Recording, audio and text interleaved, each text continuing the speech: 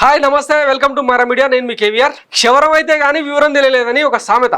గతంలో అంటే వైసీపీలో ఉండి పక్క పార్టీల వైపు చూసి రాజకీయ ఉనికి కోసమో మరో ప్రలోభాల కోసమో కారణాలు ఏదైతే కావచ్చు, కానీ కోటంరెడ్డి శ్రీధర్ రెడ్డి, ఉండవల్లి శ్రీదేవి లాంటి వాళ్ళంతా కూడా వైసీపీని వీడి అంటే తాము అనుభవిస్తున్న అధికారిక పదవులను వదిలిపెట్టి టీడీపీలో చేరిపోయారు. అదే బాటలో టీడీపీలో చేరిన మరో నేత లావు శ్రీకృష్ణదేవరాయలు.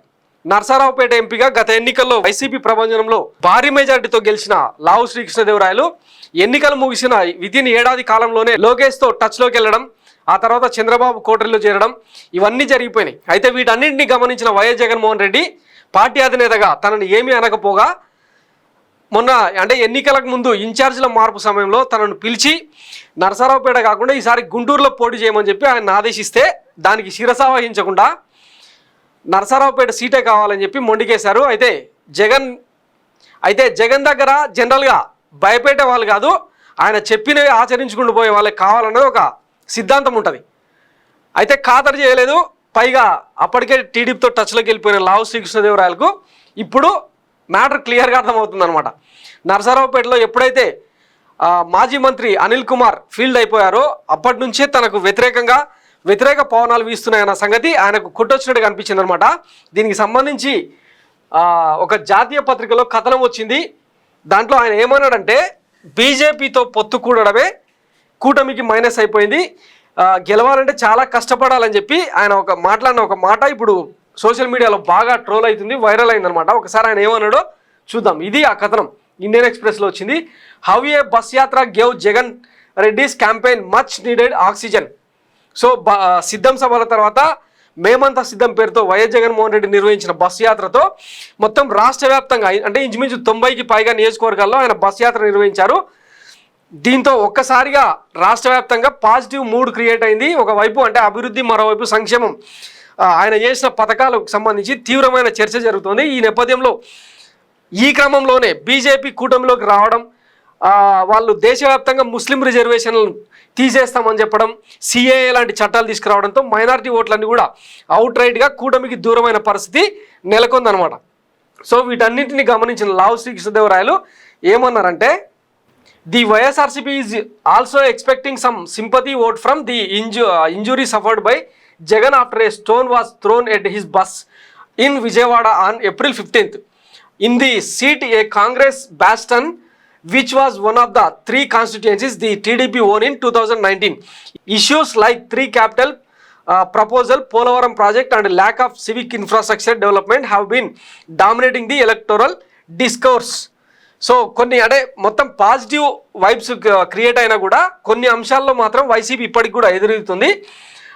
అయితే even some TDP leaders talked of a tough fight ahead.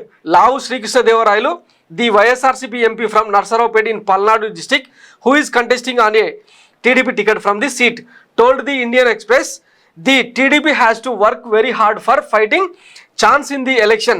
The BJP joined us but it has not been able to take any advantage of it అని చెప్పి ఆయన మాట్లాడిందనమాట. గతంలో అంటే వైసీపీ నుంచి నర్సారావుపేట ఎంపీగా గెలిచిన లావు శ్రీకృష్ణదేవరాయలు తర్వాత ఇప్పుడు టీడీపీ అభ్యర్థిగా ఆయన పోటీ చేస్తూ ఉన్నారు. ఈ నేపథ్యంలో బీజేపీ జాయిన్ అవడంతోనే తమకు బాగా నెగిటివ్ అయిపోయింది అని చెప్పి ఆయన నర్మగర్భ వ్యాఖ్యలు చేసిండు అనమాట. టీడీపీ గెలవాలంటే చాలా కష్టపడాలి, రాష్ట్రంలో టీడీపీ గెలవాలంటే చాలా కష్టపడాలి, ఎన్డీఏ కూటమిలో కలిసినా అంతగా మేలైతే ఏం జరగలేదు. టీడీపీ ఎంపీ అభ్యర్థి లావు శ్రీకృష్ణదేవరాయలు ఇలాంటి మాట్లాడడం షాక్ గురైన టీడీపీ శ్రేణులు. టీడీపీ అభ్యర్థులకే కాన్ఫిడెన్స్ లేదంటే ఇక్కడే అర్థమవుతుంది రాష్ట్రంలో వైఎస్ఆర్సీపీ గ్రాఫ్ ఎంతలా పెరిగిందో అంటున్నారు వైసీపీ శ్రేణులు. అయితే ఇక టీడీపీ ఓటమి లాంఛనమేనా అని భయపడుతున్నారు టీడీపీ అభిమానులు అని చెప్పి ఇట్లా ట్రోల్ చేస్తూ వస్తున్నారు అనమాట. మొత్తం మీద అంటే తమ గొయ్యి తామే తవ్వుకుంటున్న పరిస్థితి ఈ యంగ్స్టర్స్లో కనిపించింది అనమాట.